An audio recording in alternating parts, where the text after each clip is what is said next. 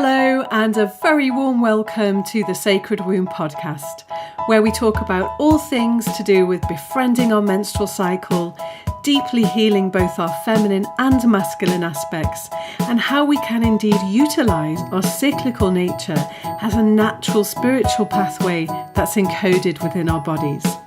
I'm your host, Melanie Swan, and you can also go to thesacredwomb.com for more information and loads of fantastic free resources. Hello everyone, and a very warm welcome back to the Sacred Womb podcast. This is episode 24, Accessing Our Temple of Wild Power with Alexandra Pope. This is an awesome podcast. It's the best podcast so far on the Sacred Womb, and I'm sure you're going to get so much out of it.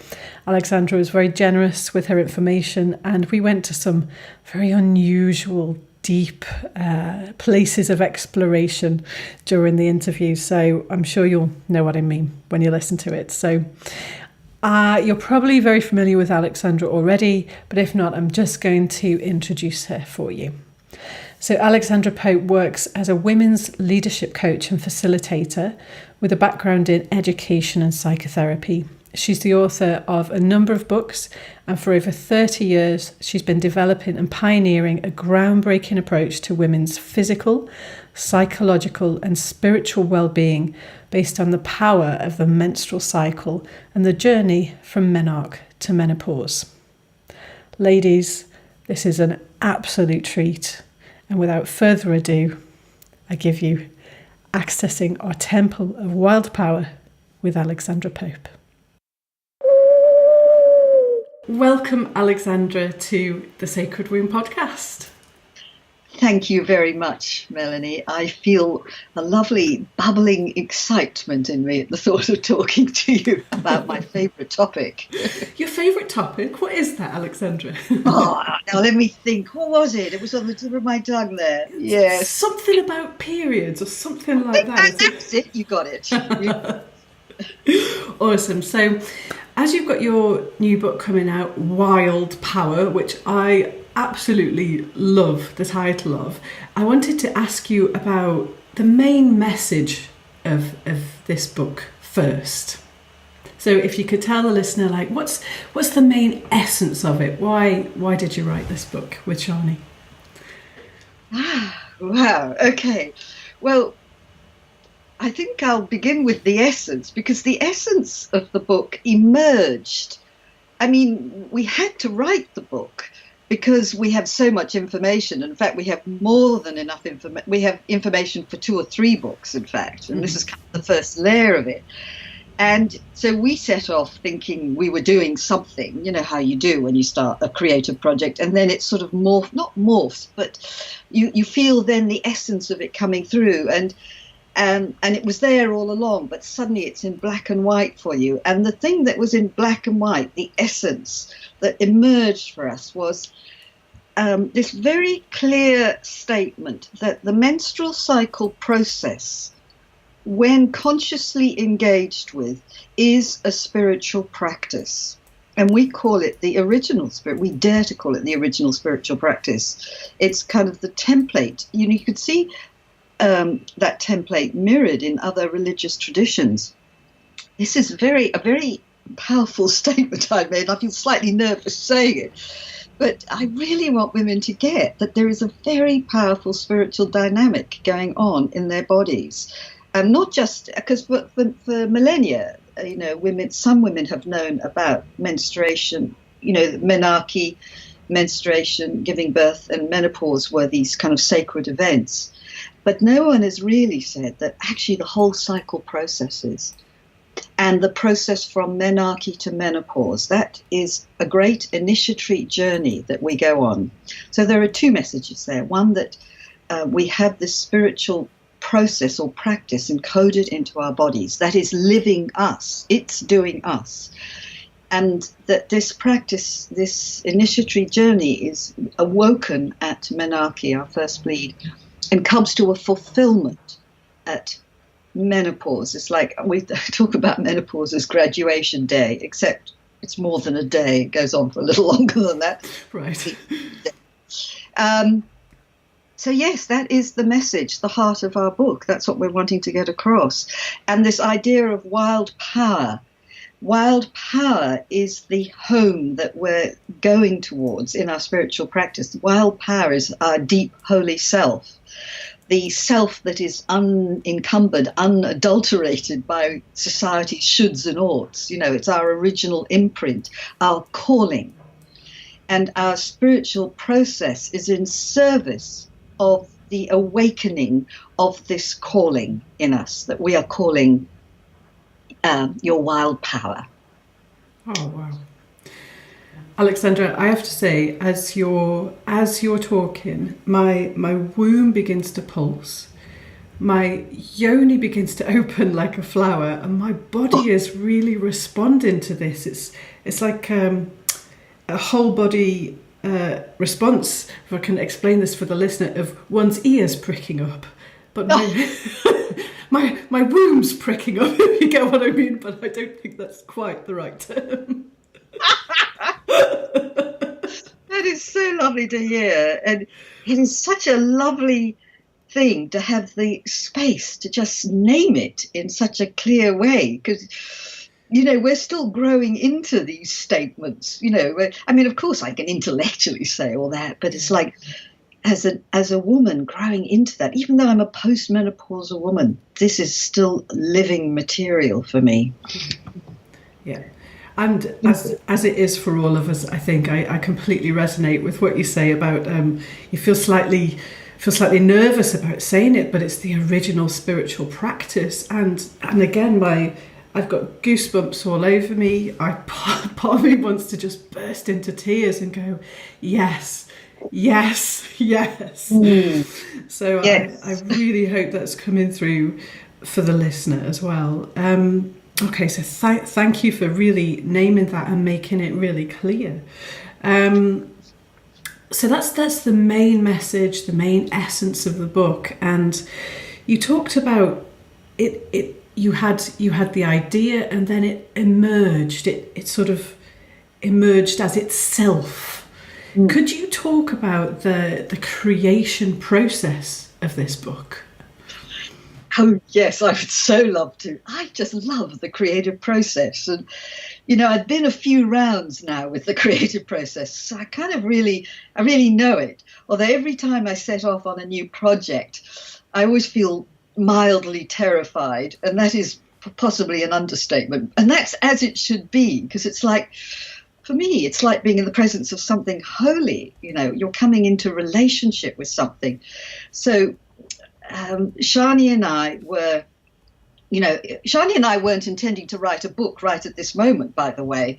We sort of had a particular trajectory we thought we were on, and then we were approached by Hay House. And initially I thought, no, I so don't want to write a book right now. And then Hay House, blessed Hay House, did not let us go. You see, the creative impulse of the book was pushing them, I think. And they came back, and it was lovely Amy Kimmett of Hay House. And we said, okay, because we just knew the time pressure too. We know what it takes. And there's quite a time pressure when you sign up for a book. And then I thought, I was going to say something a little stronger. Blow it. Let's just do it. Let's go for it. So I just suddenly felt there's one part of me quivering, going, oh, no, I can't take this on. And then suddenly woke in me this force that went, God damn it. Let's just go for it. It must be the right timing now. You know, they haven't let go with us, Hay House.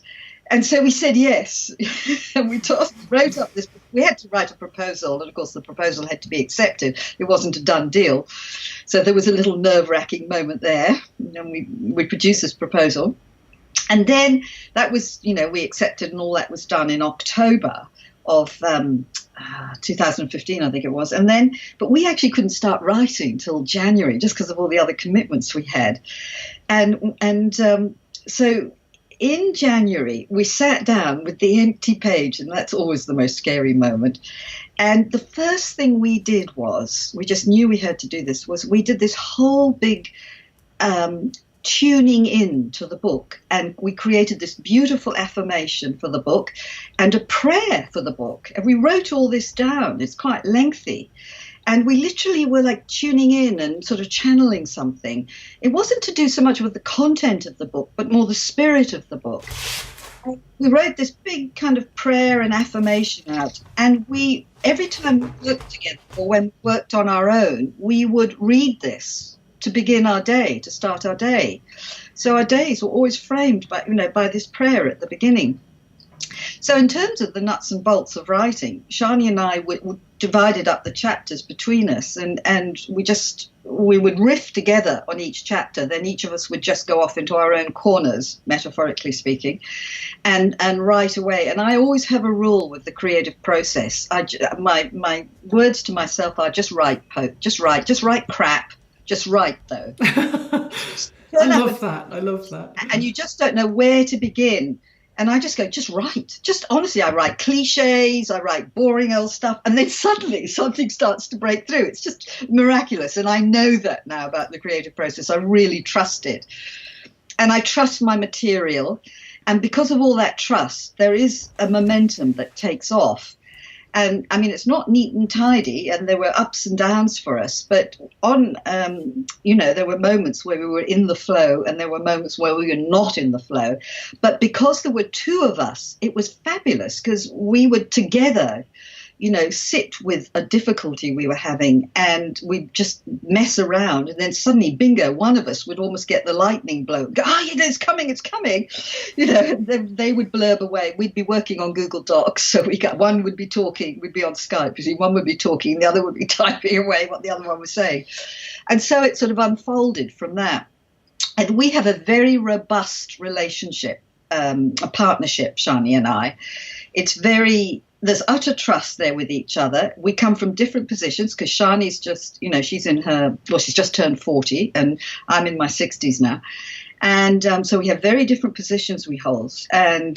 But we are an amazing team coming from these different positions. We have this trust of each other. We're both smart. We can both wrestle well. I really like that about us. And we can both receive criticism. We both wince. No one likes criticism. Of course, yeah.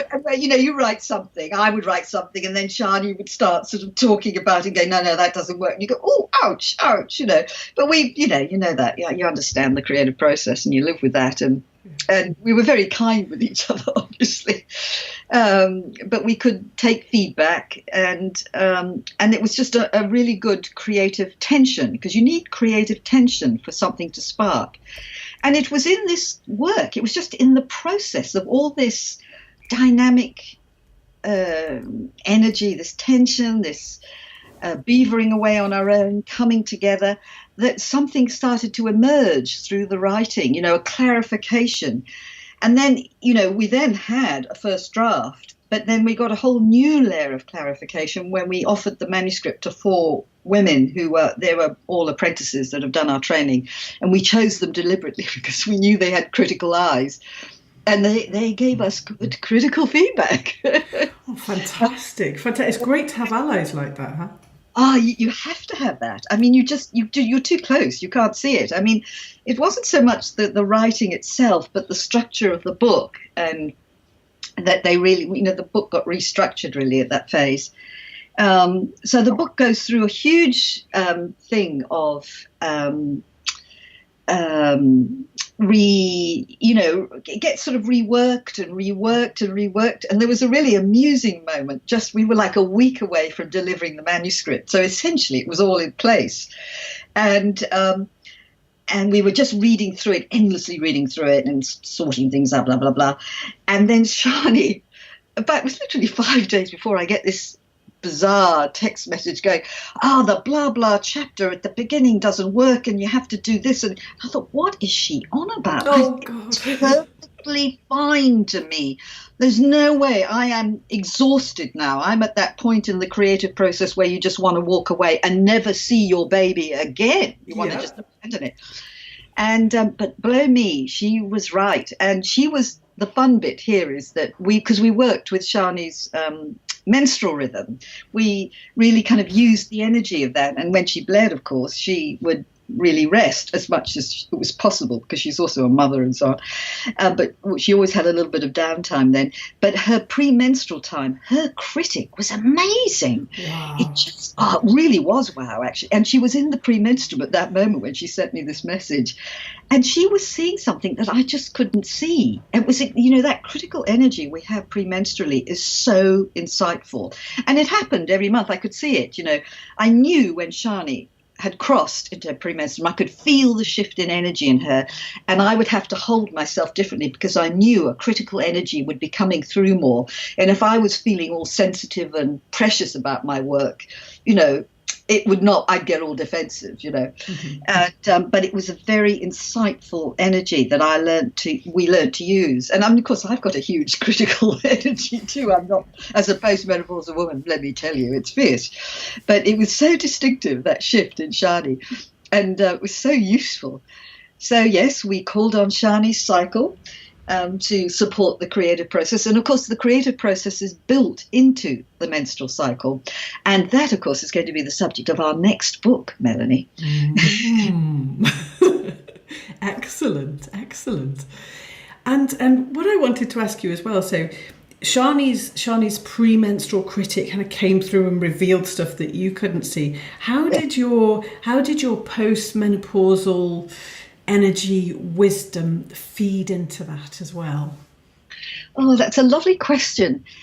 I think in many ways, just because I'm older than Sjane, and also because the work sort of started with me, this book is us.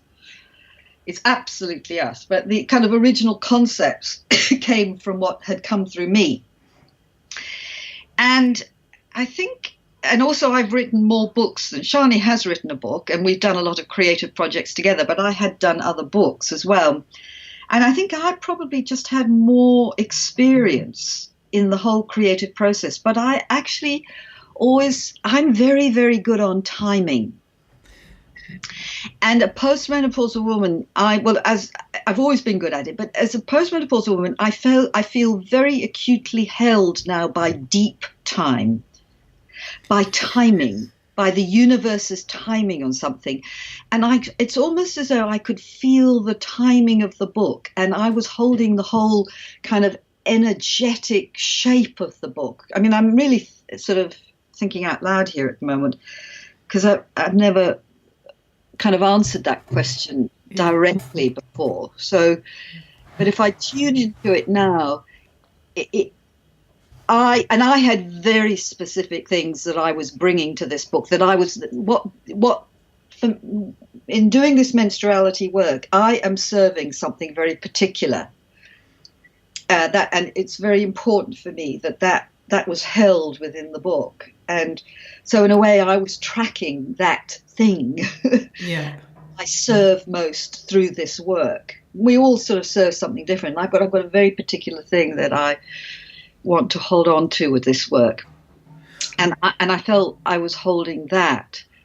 And also I'm very, very disciplined. And it's not that Sjane is not disciplined. On the contrary, she's fiercely disciplined. But she has 2 children. Yeah. I don't know how she does it. I just don't know how she does it. And so I felt that, she was just very busy. And so it's almost like I had to hold the whole kind of structure of it energetically. I'm talking energetically. Yeah. But having said all that, of course, I mean, Sjane was holding the whole structure. So it's really hard to answer that question. Yeah. But there is a sense of depth and spaciousness that I feel that I hold as a postmenopausal woman in general. Yeah, and when you were talking at the beginning, when I asked you that question, I felt my body relax. And when you talked about a deep holding, a deep time, I felt like I wanted to take a big, deep breath of relief of, she's got it. She's got this in a different way than I could get it. That's so lovely to hear you say that back. And I think, yes, that's what going through and crossing menopause gives you a very particular perspective.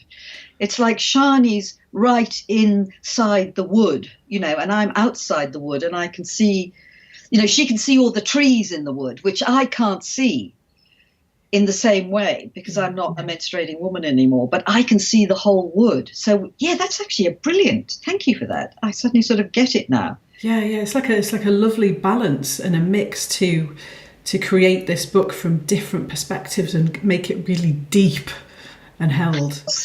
I couldn't have done it on my own. I now get it. I so couldn't. And I mean, there was one chapter that Sjane just had to write as well, which was the chapter on what we call the inner seasons, because she's living it every day. Yeah.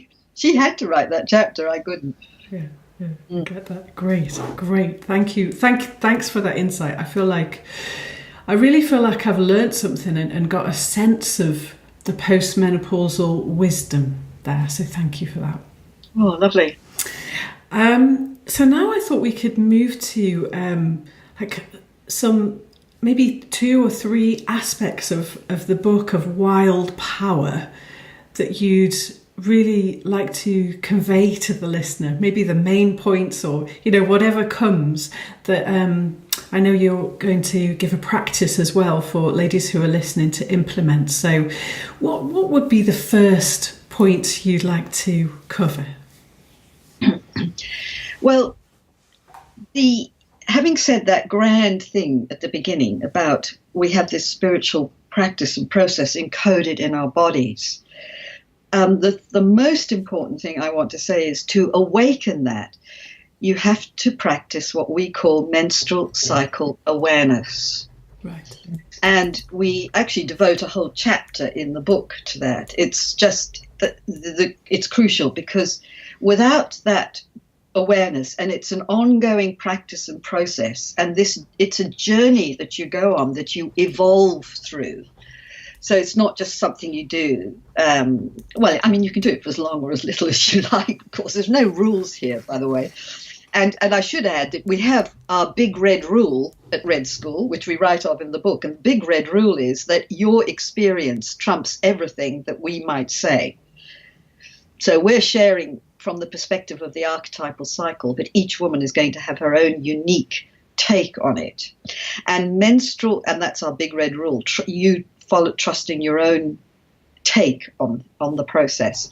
But the practice that is going to awaken you to your unique rhythm of power, as we call it, the menstrual cycle, is menstrual cycle awareness. And very simply, this is the act of noting, being aware of your cycle on a daily basis and noticing the energy and feeling, the emotional tone, the emotional atmosphere of each day of your cycle and writing that down. That is the really important thing, because you're going to start to see a pattern here month after month.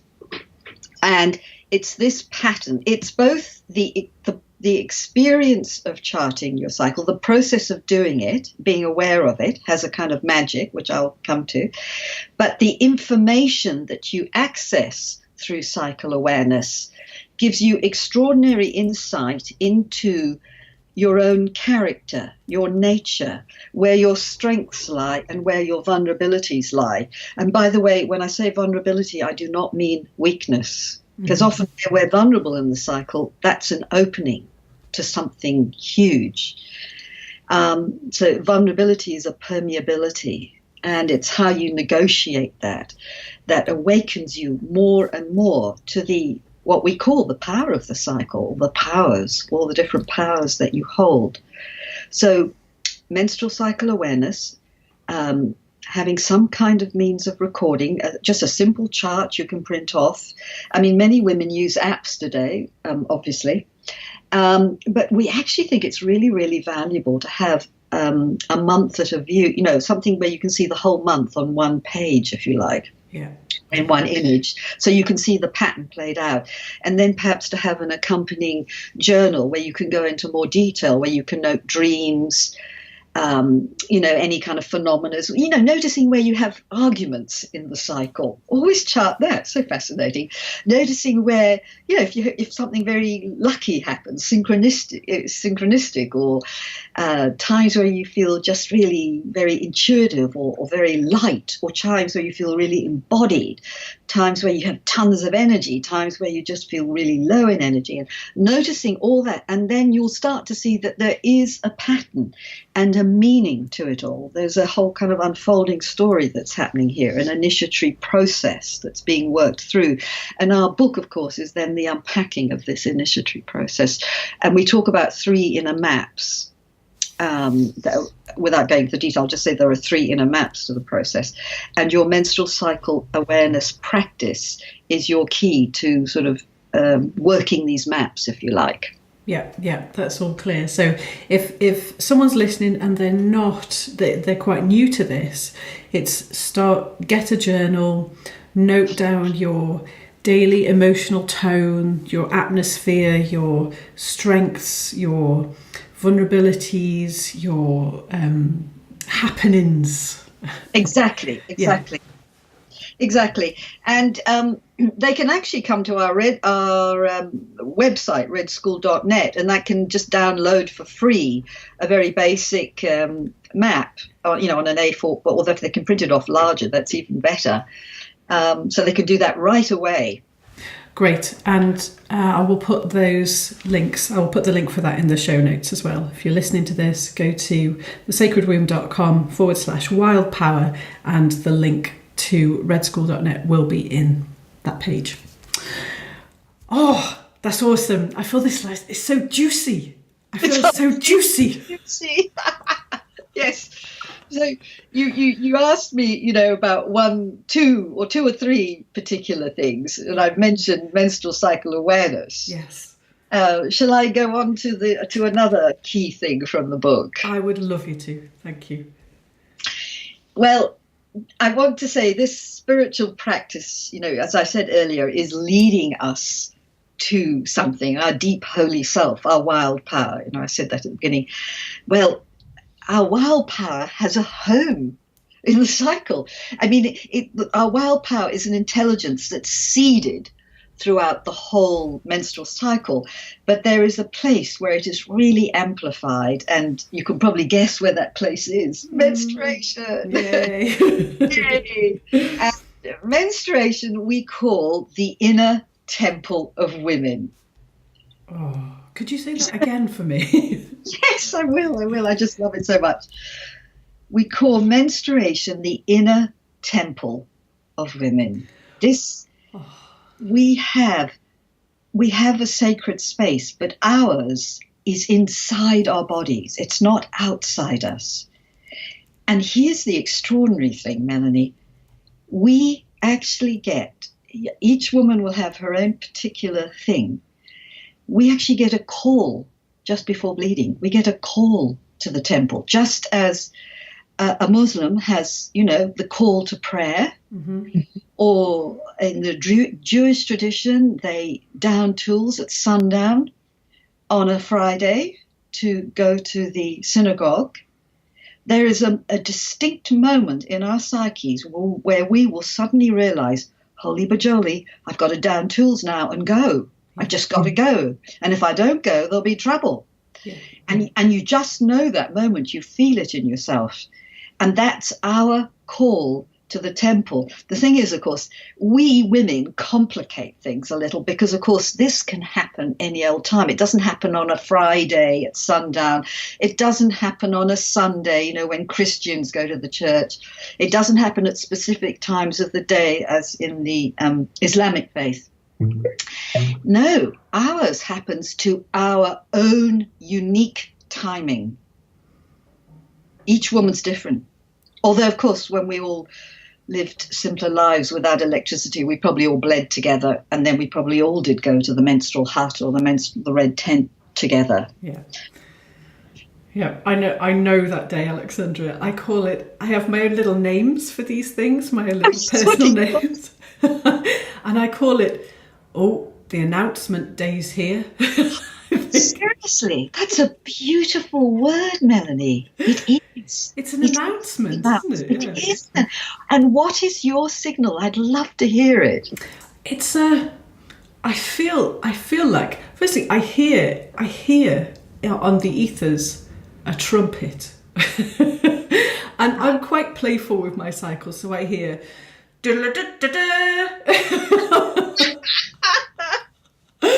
and what happens is I also feel like I'm in a spaceship flying through space, and I see the void and I'm coming towards it, and I feel on this announcement day or window or hour, I have a choice. Like, do I let the ship myself be pulled in, or do I try and steer away from it? And it actually takes quite a lot of energy for me to try and steer away from it now. I mean, that used to be a default, to steer away from it and carry on and get on with it now, and that creates pain for me.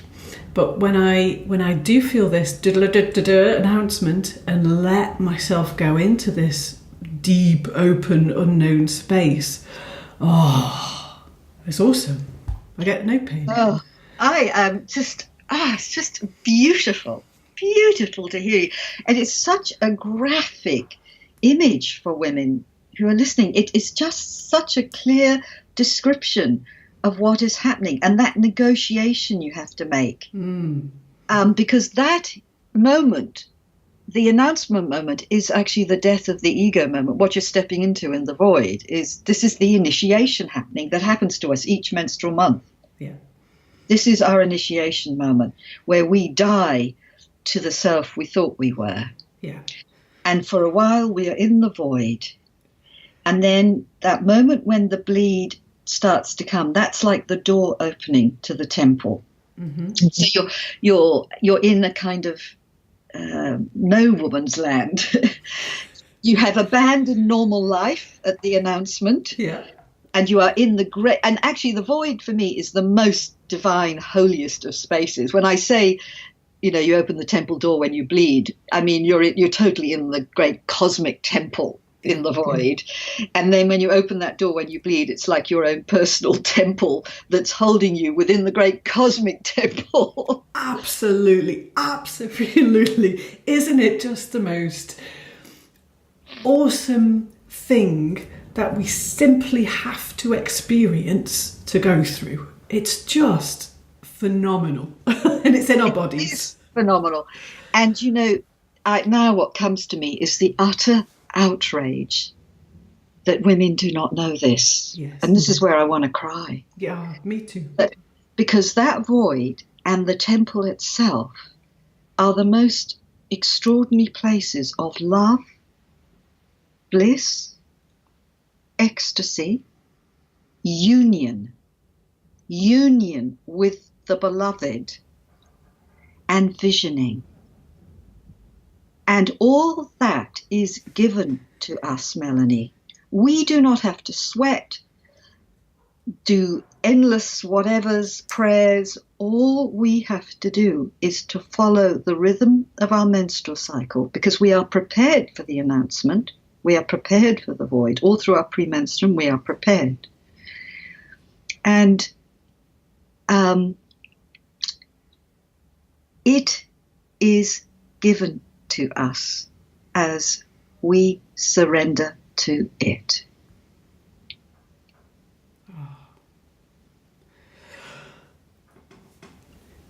Do you know what? I'm just going to sit here and feel that with you and give a bit of silence to the listener as well, to let that just sink in.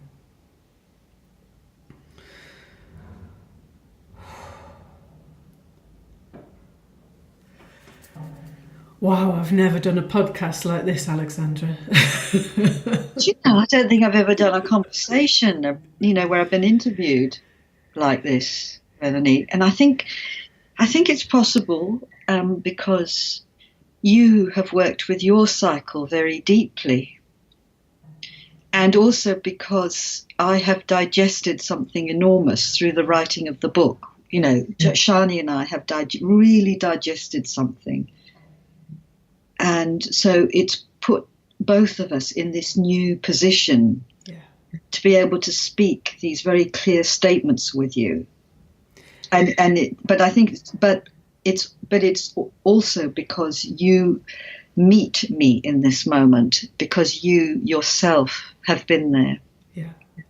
And I just want to imagine for a minute if women all over the world start to, as they are doing, as we are doing, wake up to this and say no to our constraints and take note and actually implement this stuff that we're doing, what would happen? What would happen? I mean, that potential is phenomenal. Oh gosh, I just have to pause when you ask that question. I mean, it's a rhetorical question. We are both answering this question. Yes. I mean, all the women listening are going to answer this question.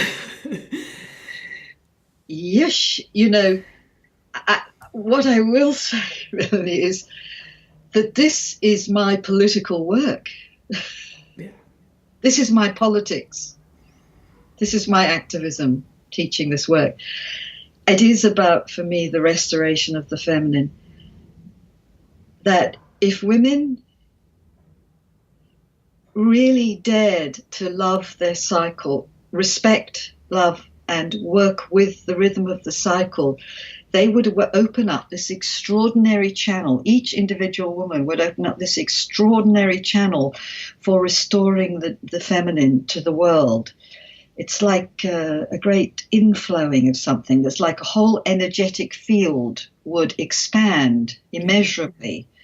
And then this energetic field would then organize, would start to organize the other energy fields that are out there, the energy fields that are somewhat more hostile to the feminine, or the energy fields that are hostile to the environment, energy fields that are full of hate for other people, all that. I feel it's like a channel for love in a way, and it's not that women are special. On the contrary, we're all special. It's just this is a particular talent or particular gift. The menstrual cycle is a particular talent that we have, the resources within it, not just for our individual selves, but for the planet itself. That we can serve something through caring for our cycle. We can serve something bigger that serves the world. Yeah. I think that's put so clearly, Alexandra. And for the listener, like, we all have our part. We all have this, and we can all do this. I want to really encourage every woman that we all have our part to play in this, and we can all do something today. It can absolutely begin right this moment. The moment women stop listening to this, they just go, what day of my cycle am I on? Yeah. What am I noticing? And then the act of love begins, because this act of paying attention to your cycle is an act of love, and it builds an extraordinary inner kindness. And I don't know a woman who doesn't struggle with, me too, with loving myself, Absolutely. And this caring for the cycle is a way of caring for ourselves. I honestly will tell you now, if you start practicing cycle awareness, all dear women who are listening right now, if you're not doing it yet, start, and you are going to notice a lovely inner kindness just organically growing within you. And then, then it grows from there. And then I wanted to just pick up from what you were saying there, Sjane, is the collective power, that the importance of sharing this with other women. Because when I was first starting out with this work, I was having these experiences, but I would actually, at menstruation, I'd have these amazing experiences. Then I get up to ovulation, I'd go, oh, maybe I'm making it up. No conversation. There was no conversation. But then I'd come around to menstruation again. Oh my God, no, it's real. Oh wow. It was like being orgasmic almost. Oh, whoa. Yeah, It's incredible. And then I would get, I'd come out, go up to ovulation again, it would become distant. And it was in my sharing with friends, because, I was in the dark ages when in the 70s and 80s. I mean, menstruation seems to be everywhere now, but it wasn't then. But I had good, loyal friends and who also loved this, and were into it. So it was our conversations together. And then it grew from that. But it's grown from women's stories. And so the more we share, the more we realize, one, we're not mad, because we were always made to feel mad. Mm-hmm. And on the contrary, we're imminently sane and there's extraordinary things going on. And we only feel mad because we're not able to follow what our bodies are organically wanting to do. And it's that tension that creates the feeling of going mad, the menstrual problems, and so on and so on. Yeah, absolutely. The shame and the taboo, and which just shuts it down. Shuts it down. Yeah. Okay. Well, I can't remember if we've covered 3 points, and frankly, I don't care anymore.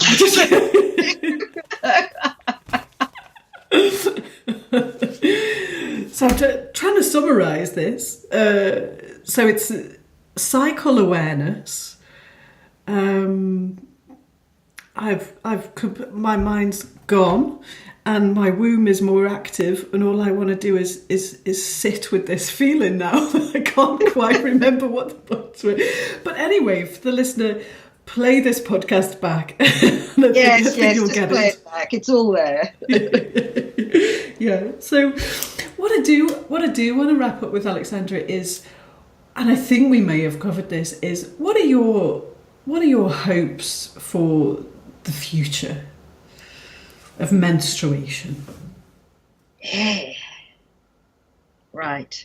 Well, we do actually have an amazing vision that we've written out in our book, in quite a lot of detail. But I suppose, let me see if I can dream into the essence of it, is that I would just love all women to be living in a menstrual or a cycle literate society.